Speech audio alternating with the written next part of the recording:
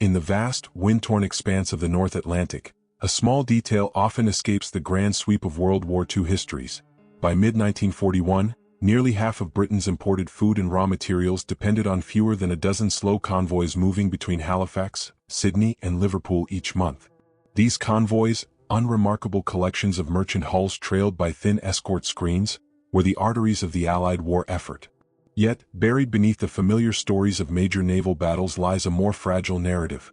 Convoys that nearly disappeared into the ocean's gray silence, attacked and forgotten except by those who survived. Part 1 opens in the late summer of 1941, an inflection point in the Atlantic War. German U-boats, operating under Admiral Karl Donitz's increasingly refined Wolfpack doctrine, were pushing farther west, probing the defensive seams between British and Canadian naval commands. Convoys departing from Nova Scotia, particularly the slow, heavily laden SC, Slow Convoy, series, proved especially vulnerable. Among them, SC-42 stands out as both a tragedy and a lesson written in saltwater and steel. The struggle began even before the convoy sighted open ocean. As SC-42 assembled in Sydney, Nova Scotia, the newly formed Newfoundland Escort Force scrambled corvettes and destroyers to protect it. Many ships, such as HMCS Skeena and several Flower-class corvettes, carried inexperienced crews still adjusting to long-range escort duties. Officers' logs from the period often mention the same concern. Radar sets were limited in number, wireless discipline was inconsistent, and the escort's tactical cohesion was still developing. Yet the convoy sailed on August 30, 1941, turning eastward into worsening seas. 4 days, the crossing unfolded without incident. Merchant sailors, accustomed to monotony punctuated by fear, settled into the rhythm of watch rotations and blackout routines. But beneath the surface, unseen shadows were converging. South of Greenland, the German Wolfpack Markgraf, including U-82, U-202, U-331 and others, had begun forming a picket line across the convoy routes. Their mission was simple: detect, track, attack, and destroy. Radio intercepts later suggested the U-boats knew a slow convoy was approaching, though the precise method of detection remains debated by historians. Was it HF/DF radio interception? An earlier sighting by a Luftwaffe Condor patrol aircraft? Or simply luck? By the night of 9 to 10 September, the convoy sailed directly into the Wolfpack. Fog blanketed the ocean, and the escort struggled to maintain station. The convoy's outer columns wavered in formation, a vulnerability that U-boat commanders had long hoped for. When the first torpedo struck the freighter Empire Hudson just after midnight, most sailors reported hearing the explosion before seeing the flash, an indication of how poor visibility had become. In the confusion, several merchantmen reported shadowy shapes slipping between the columns, though no escort could confirm these contacts. The struggle that followed was chaotic and unrelenting. Over the next 48 hours, U-boats launched successive nighttime surface attacks, exploiting their ability to travel faster than the merchant ships and almost as fast as their escorts. Canadian corvettes, rolling heavily in the seas, fought to respond, often forced to choose between rescuing survivors or counterattacking fading sonar contacts. By September 11, 16 merchant vessels had been sunk. Survivor accounts vary on the precise sequence of events. Some claim multiple ships were hit nearly simultaneously, while official records suggest a more staggered assault. The fog of war, literal and historical, has obscured important details. One of the most striking aspects of SC-42's ordeal is the debate that followed. Royal Canadian Navy reports questioned whether escort dispositions had been too widely spaced, while British analysts pointed to gaps in wireless communications and the escort's limited training in coordinated defense. Modern historians examining the episode are struck by how small tactical misalignments compounded into catastrophic vulnerability. Had visibility been better, or had a single escort detected the shadowing U-boats earlier, the battle might have unfolded differently. Yet the story holds more than tactical lessons. In the surviving diary fragments and post-war interviews, a consistent theme emerges: the sense of disorientation and unanswered questions. Several sailors recalled hearing explosions far off in the mist, never learning which ships had been hit until dawn. Others described flashes on the horizon with no corresponding reports. One officer later reflected that "we fought a battle we could barely see," a sentiment that captures the uncertainty that shaped both the event and its legacy. Today, SC-42 remains overshadowed by larger or more dramatic engagements, but its influence was substantial. The losses forced the Royal Canadian Navy to re-evaluate escort training, equipment, and doctrine, changes that would gradually strengthen Allied convoy defenses. But the mystery of how the Wolfpack located the convoy and how many U-boats were actually involved persists in archival gaps and conflicting after-action reports. As the battered remnants of SC-42 limped toward Britain, it became clear that this was not an isolated disaster but part of a widening pattern. The Battle of the Atlantic was entering its darkest phase, and more convoys, some equally forgotten, were about to meet the same deadly combination of weather, inexperience, and a cunning enemy beneath the waves. The next part of our story will follow another of these overlooked tragedies: the sudden, devastating attack on Convoy HX-79 and the unanswered questions it left in its wake. In the long catalogue of Allied losses during the early Battle of the Atlantic, Convoy HX-79 occupies a strange historical position.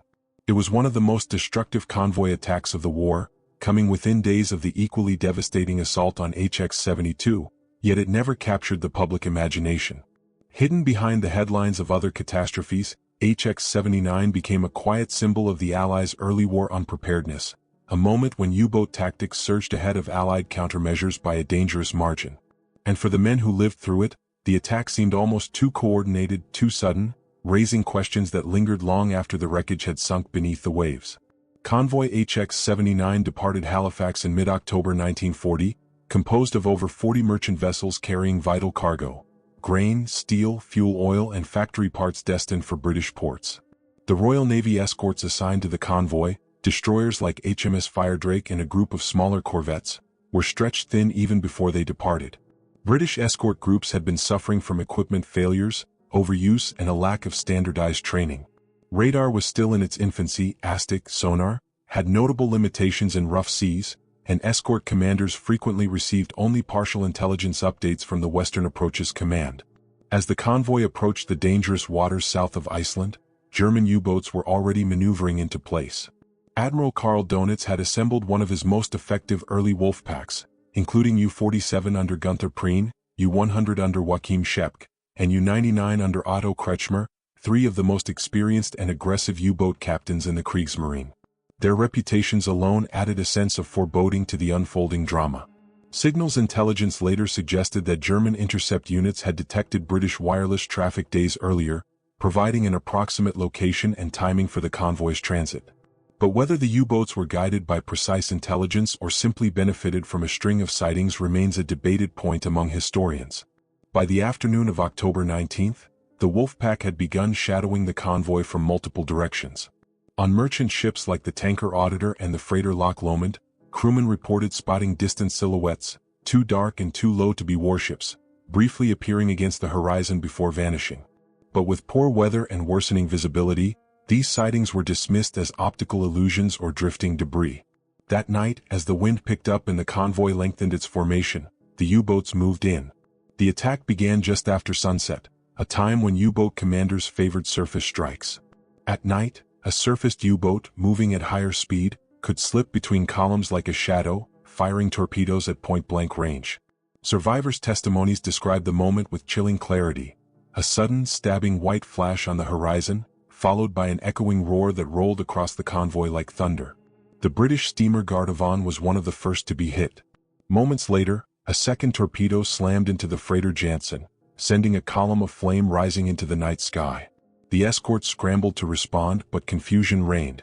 Multiple distress rockets were fired almost simultaneously from different directions, obscuring the sequence of hits.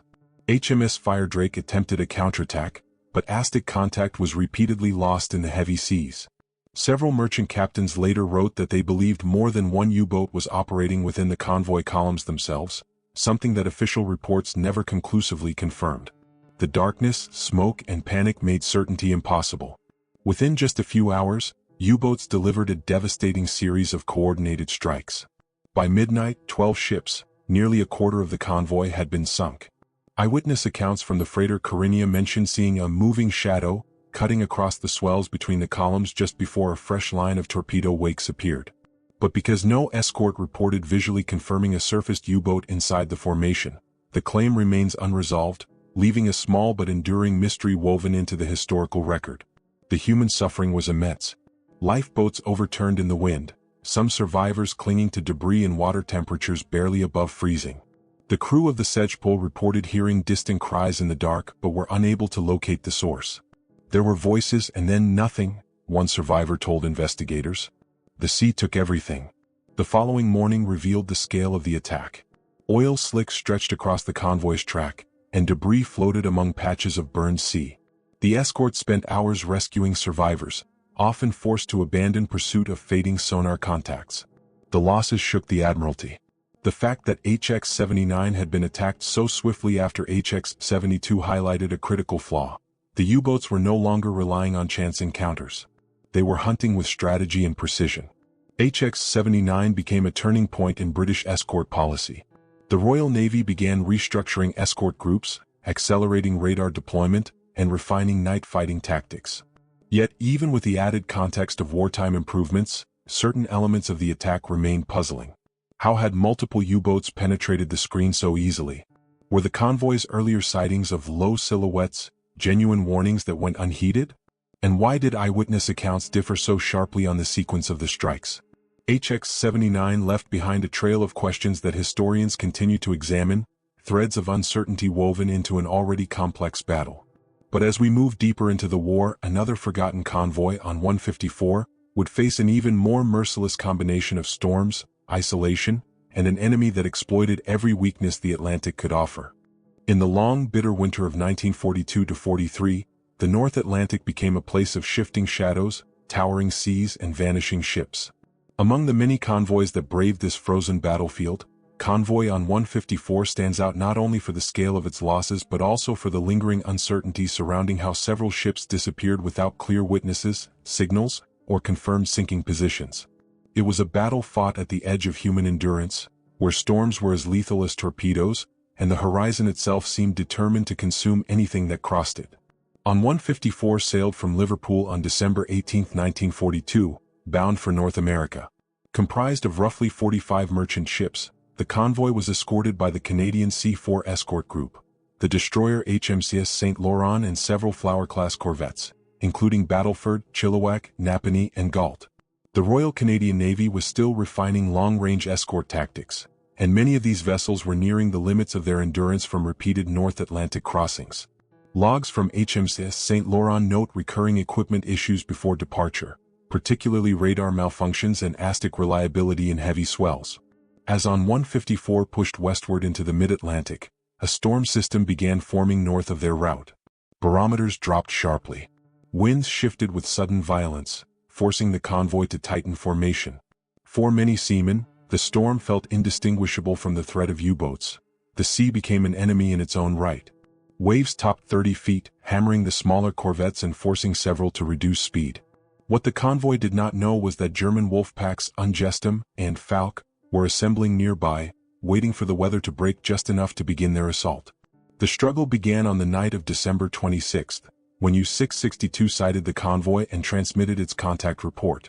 Over the next 24 hours, additional U-boats, U-225, U-260, U-336 and several others closed in. But the storm persisted, creating a chaotic mix of swells, sleet and freezing spray. The U-boats could attack only intermittently, often losing visual contact as waves swallowed their periscope wakes. This created an unusual sequence of engagements, short bursts of violence punctuated by long stretches of storm-induced silence. For the sailors of On 154, this unpredictability was deeply unsettling. The first confirmed sinking occurred when the British freighter Empire Wagtail was torpedoed just after midnight on December 27. The explosion was heard across the convoy, but few saw the flash. Visibility at the time was less than 500 yards. ASTIC operators aboard HMCS St. Laurent attempted to track the attacker, but ice buildup on the hull and erratic echoes made reliable detection nearly impossible.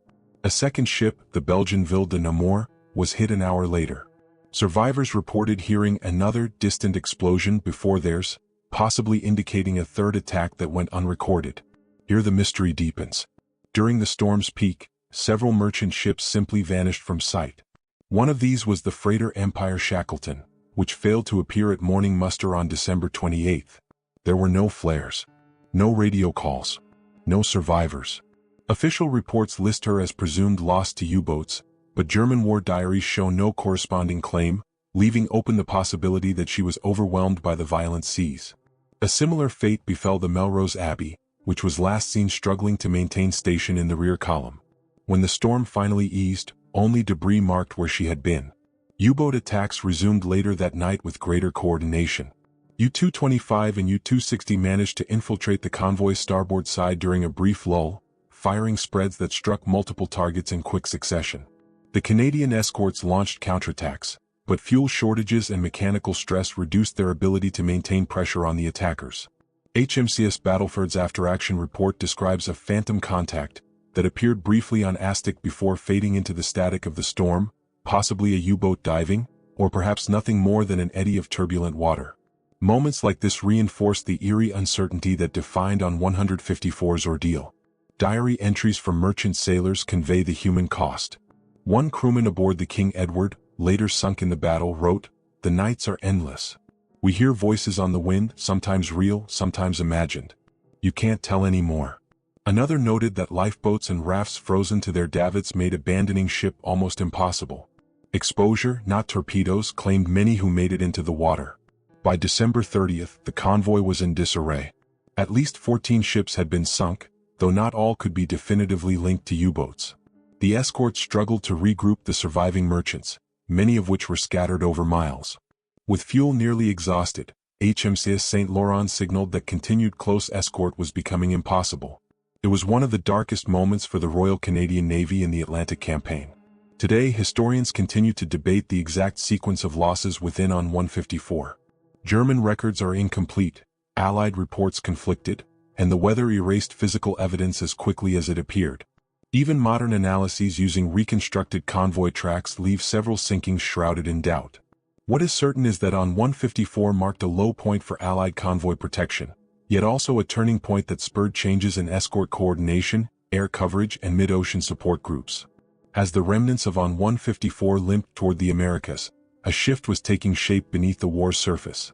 New technologies, new escort doctrines, and new coordination between Allied navies would soon alter the course of the Atlantic War. And in the spring of 1943, one convoy, ONS-5, would reveal just how dramatically the balance was beginning to change. In the spring of 1943, just as the U-boat campaign reached its peak, the Battle of the Atlantic entered a moment of profound transition, though no one at sea could yet sense it. Convoy ONS-5, a slow westbound formation heading from Liverpool to Halifax, would become the unlikely fulcrum of this shift. Its journey began like countless others: overloaded freighters, tired crews, and an escort group stretched to the edge of its endurance. Yet by the time ONS-5 crossed the mid-Atlantic, the convoy had unwittingly triggered a confrontation that would expose the growing cracks in the U-boat arms dominance. And in the confusion of radar contacts, HF/DF bearings, and night fighting tactics still in flux, the battle raised questions that historians continue to examine today.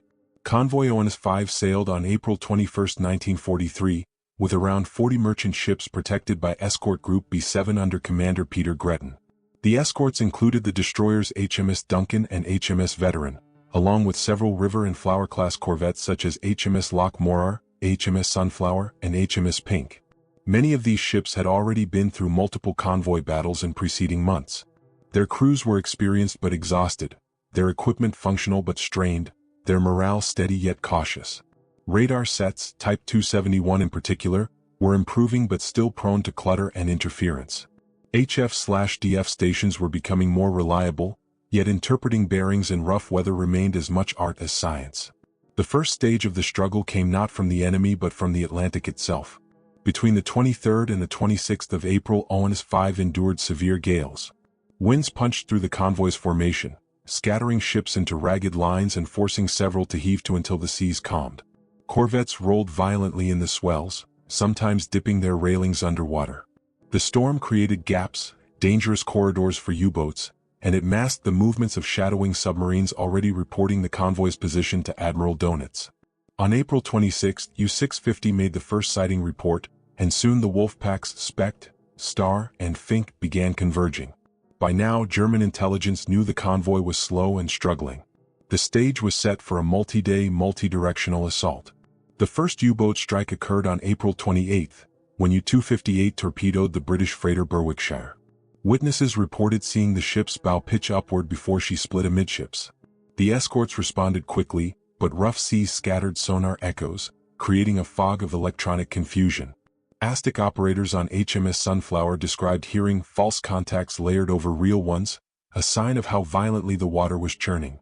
Commander Gretton's logs note that he sensed multiple submarines nearby, though only partial bearings could be confirmed. As the weather eased, the U-boats intensified their attacks.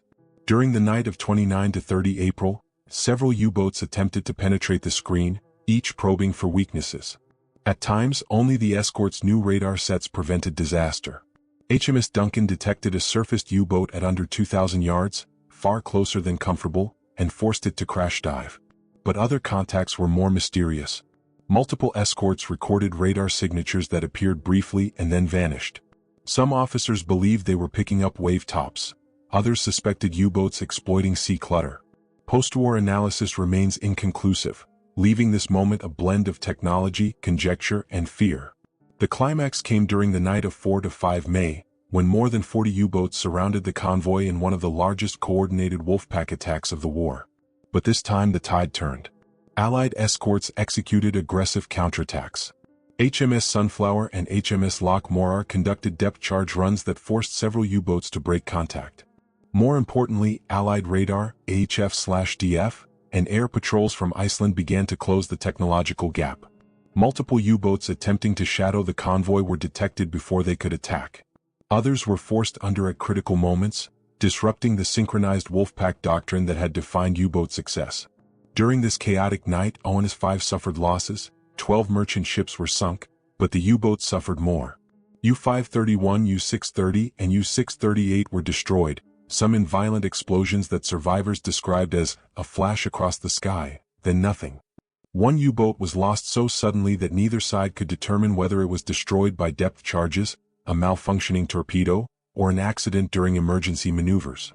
The absence of definitive records has left a small gap in the historical narrative, a reminder of how opaque underwater warfare remained even in its aftermath. As dawn broke, the Wolfpacks withdrew. Admiral Donitz, having reviewed the night's losses, issued a rare and grim assessment. The cost of attacking heavily escorted convoys was becoming unbearable. It was a turning point, not in a single moment of triumph, but in the cumulative friction created by improved radar, AHF/DF precision, better escort tactics, and air support extending farther over the ocean. For the men of ONS 5, the victory felt hollow. Survivors stood on frigid decks staring at the empty places where ships had once sailed. Oil slicks and floating debris marked the path behind them. Yet the escorts sensed something different in the air, a shift in momentum, a sense that the U-boats were no longer the hunters they once were.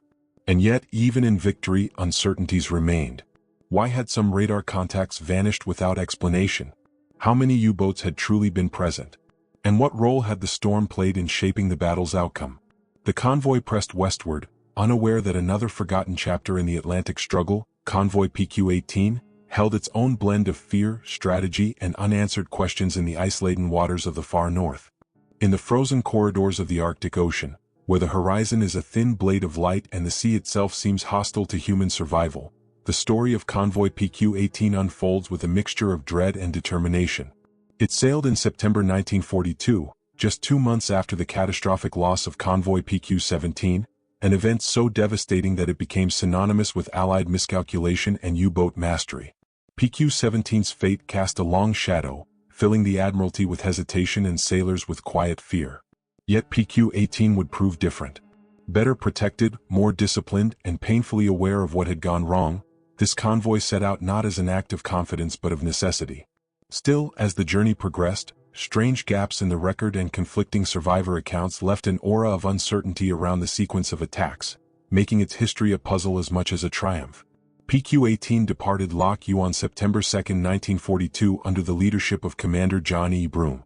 Its 41 merchant ships carried aircraft, tanks, fuel, munitions, and food, cargo desperately needed by the Soviet Union as German forces pushed deeper into Stalingrad and the Caucasus. The escort fleet was formidable at least by Arctic standards. The escort carrier HMS Avenger, destroyers like HMS Onslow, Offa, Laffery, and Imogen, and anti-aircraft ships including HMS Scylla. Crews were experienced, but all knew that the Barents Sea was unforgiving. Temperatures hovered near freezing and ice fog could descend with no warning, swallowing ship after ship in dense white curtains. The convoy's challenge began even before encountering the enemy. By the 5th day, gale force winds battered PQ-18, scattering ice across decks and threatening to freeze vital machinery. Sailors chipped frost from guns and railings with sledgehammers. During one particularly fierce squall, the freighter Wakasta narrowly avoided colliding with the tanker Aldersdale, the two ships passing in a shuddering roar of wind and spray. Such near misses were common, but rarely recorded in official logs.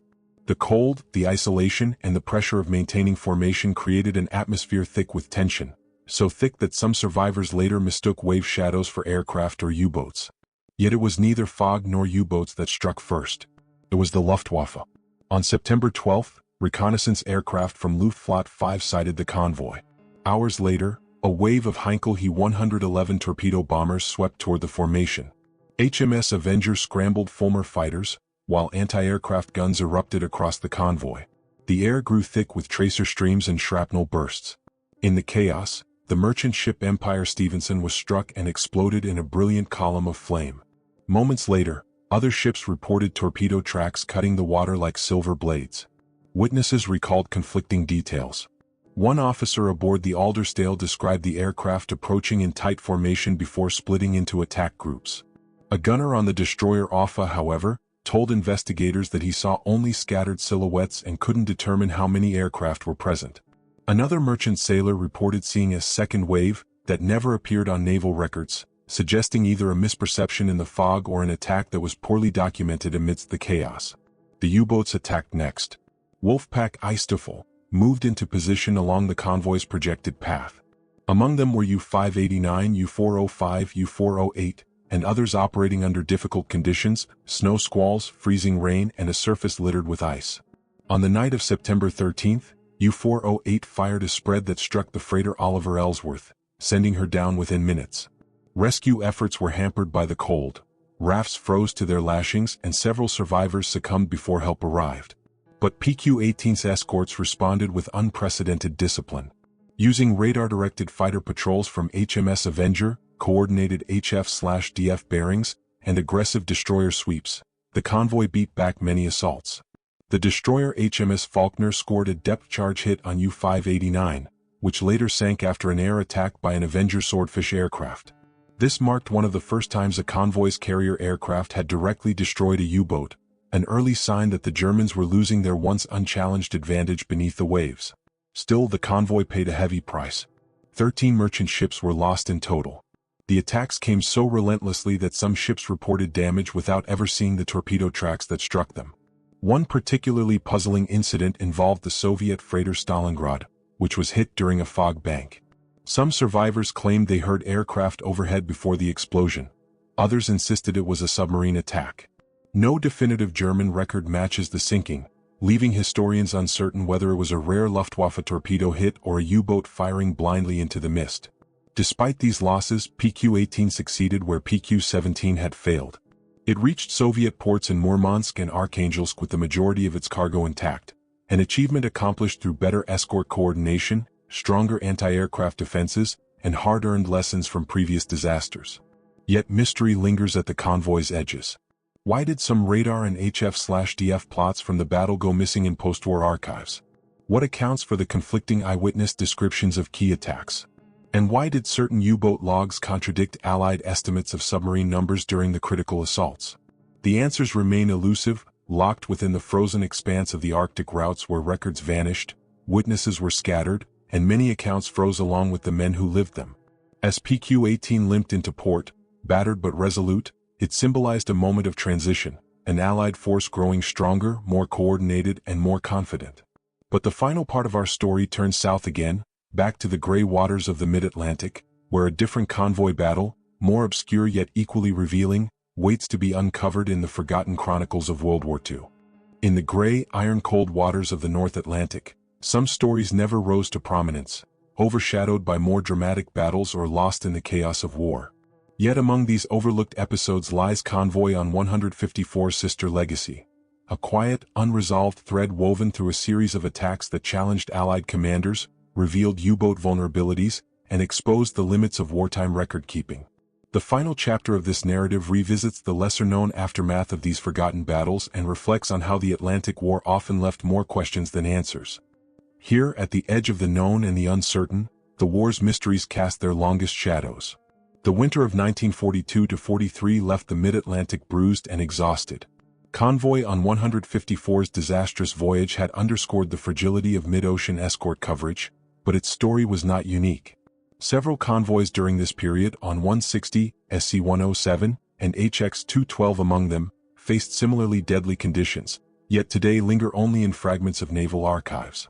The struggle for control of the Atlantic was not defined by single battles, but by series of encounters where storms, scarcity, and enemy persistence blurred into one long, grinding ordeal.